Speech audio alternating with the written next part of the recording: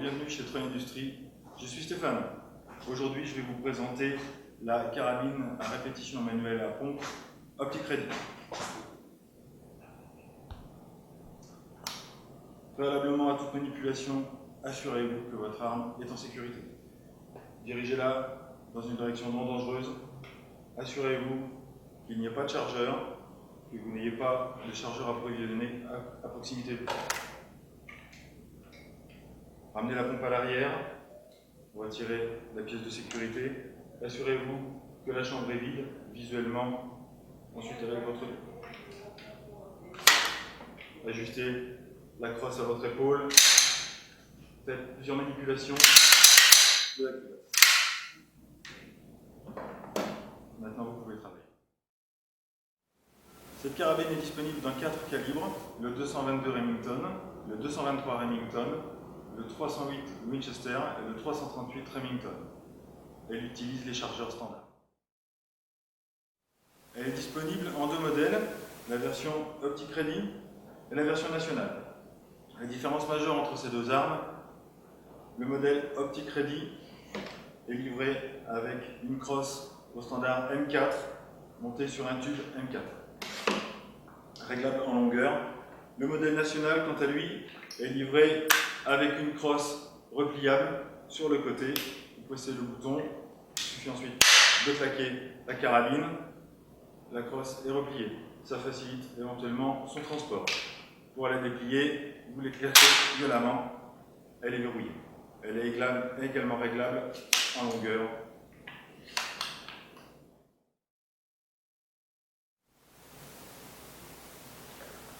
En option peuvent être installés des systèmes de visée mécaniques ou électroniques sur le rail au standard Picatinny sur toute la longueur de l'arme.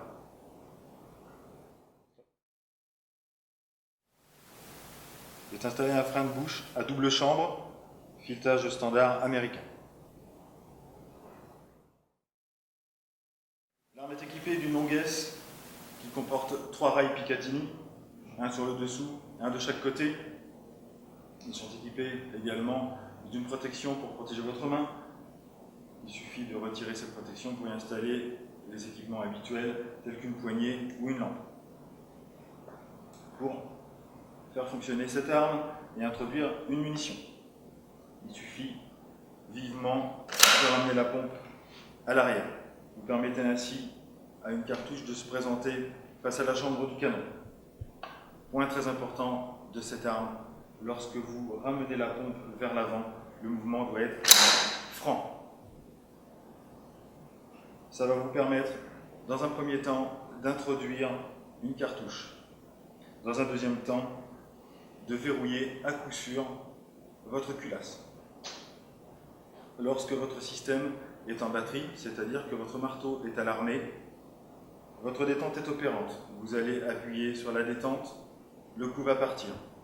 Cependant, si vous décidez de ne pas faire partir ce coup et que vous souhaitez retirer la munition qui est dans le canon, votre pompe est bloquée, à l'image d'un fusil à pompe traditionnel.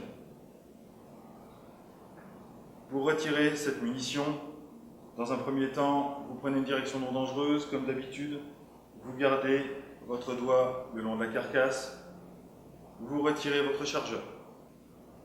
Lorsque votre chargeur est retiré, vous venez appuyer sur le petit bouton qui se trouve juste à l'avant du pontet, qui va vous permettre de déverrouiller votre culasse et retirer votre munition.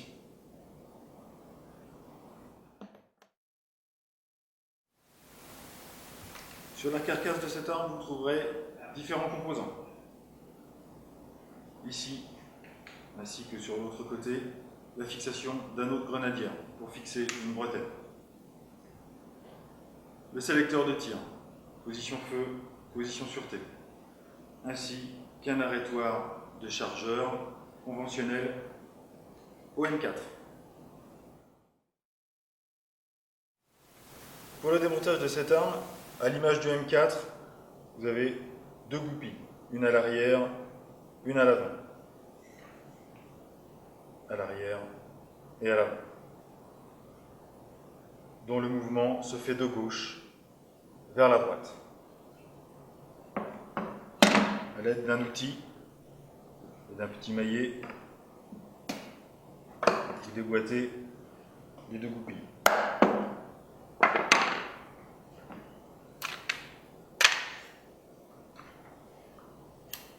Lorsqu'elles sont dans leur butée, vous séparez les deux pièces.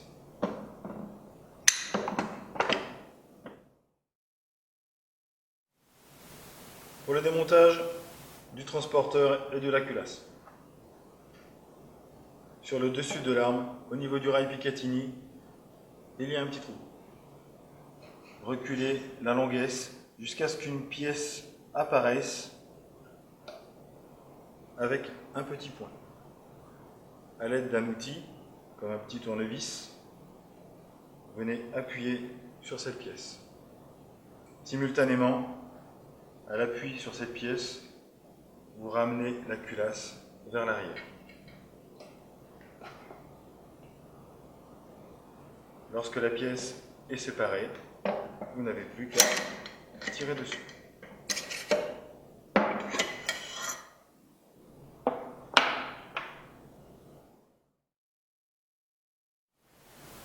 Pour le démontage de la culasse,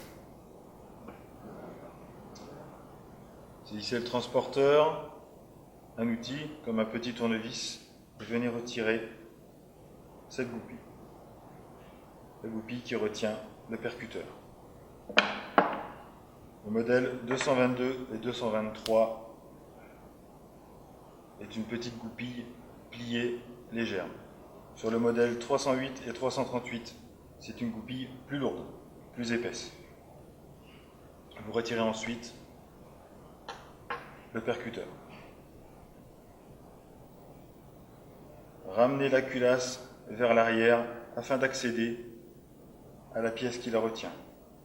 Pivotez cette pièce d'un quart de tour pour la retirer.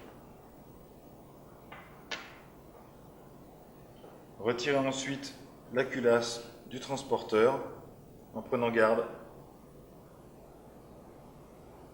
de ne pas perdre le ressort.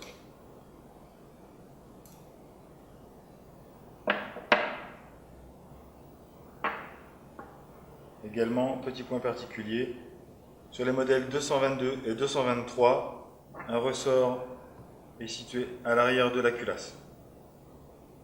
Sur les modèles 308 et 338, il n'y a pas de ressort.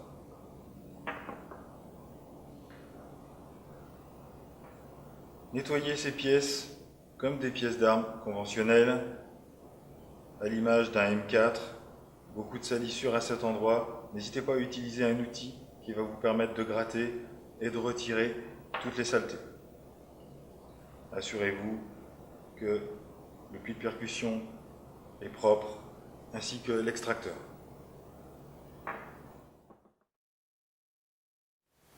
Pour le réassemblage de la culasse, procédez par l'opération inverse. La culasse, ainsi que son ressort. Introduisez-la dans le transporteur jusqu'à son bon emplacement. Assurez-vous que l'extracteur soit bien orienté vers la droite afin de correspondre à la fenêtre d'éjection.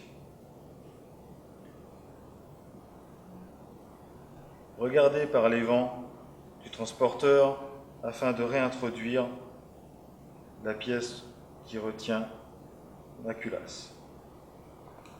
Je réintroduis la pièce, je lui fais faire un quart de tour et elle est en place. Introduisez le percuteur en bout de course, réintroduisez la goupille du percuteur. Assurez-vous que la goupille soit bien en place.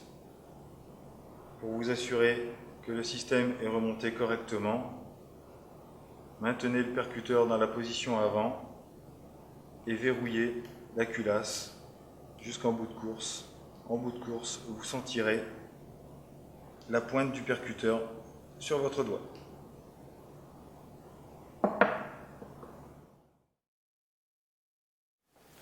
Pour remonter l'ensemble mobile, assurez-vous que cette pièce est en bonne position. Elle pivote sur elle-même, amenez-la en butée et assurez-vous que le biseau se trouve vers le haut face à la culasse. Pour les pièces en mouvement, utilisez de l'huile afin de faciliter leur montage et leur fonctionnement. Introduisez l'ensemble mobile dans son logement. Puis à l'aide d'un outil, comme une clé Allen, venez bloquer cette pièce afin qu'elle ne pivote pas et redresser votre arme.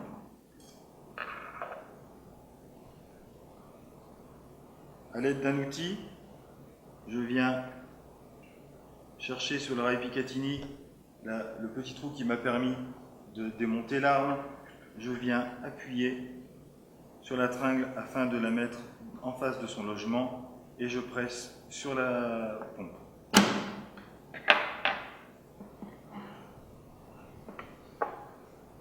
Je viens ensuite terminer le verrouillage de mon ensemble mobile sur la languesse. Je maintiens la languesse, je pousse l'ensemble mobile jusqu'à entendre clic. Lorsque c'est fait, afin de m'assurer que mon montage est définitif et ne bougera pas, actionnez vivement d'avant en arrière votre languesse.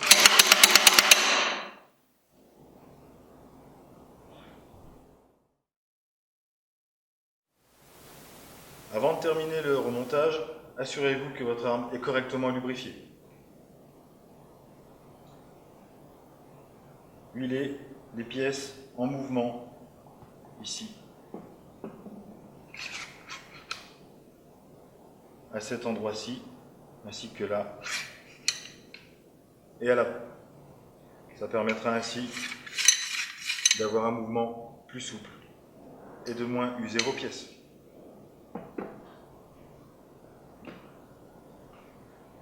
Également, avant de procéder au remontage, assurez-vous que toutes les pièces fonctionnent et sont correctement lubrifiées. Lubrifiez le mécanisme, les goupilles. Ensuite, assurez-vous que tout fonctionne. Position sûreté, feu. Le marteau, ainsi que la détente.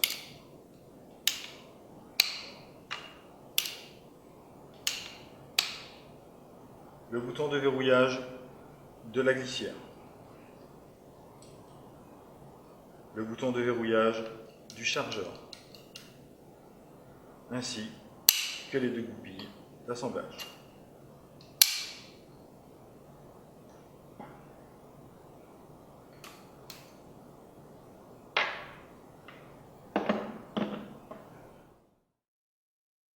Pour le remontage de la partie haute sur la partie basse,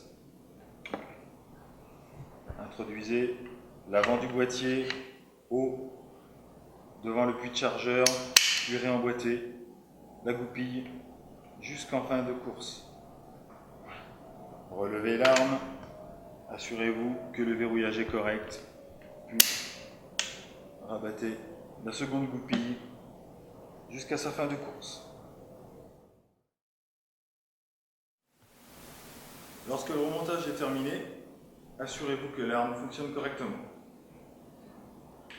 Dans une direction non dangereuse, le doigt le long de votre carcasse, assurez-vous qu'il n'y a pas de chargeur, qu'il n'y a rien dans la chambre.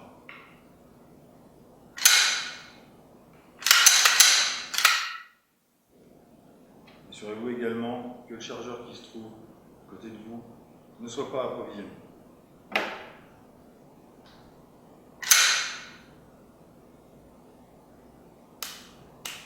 Le bouton de sûreté, la détente est inactive, position feu,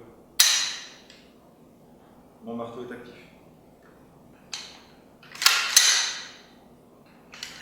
Le bouton de verrouillage de ma culasse. Je vous rappelle, lorsque mon système est en batterie, ma culasse est bloquée. J'appuie sur ce bouton pour déverrouiller mon système. Assurez-vous également que le bouton de rétention du chargeur est actif.